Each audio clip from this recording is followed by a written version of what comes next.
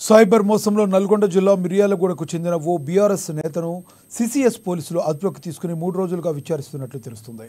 Dubai cyber నేరగాళ్లతో లింకులు ఉన్నట్లు సమాచారం అందడంతో సిసిఎస్ పోలీసులు ఆయనతో పాటు ఆయన బావమరిదిని కూడా లిఫ్ట్ చేశారు.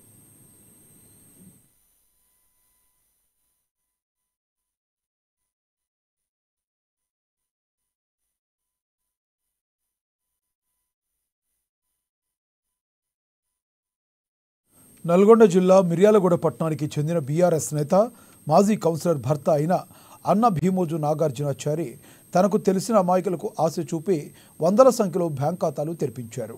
బ్యాంక్ ఖాతాల ద్వారా భారీ మొత్తంలో డబ్బులు బదిలీ జరిగినట్లు సిసిఎస్ పోలీసులు గుర్తించారు.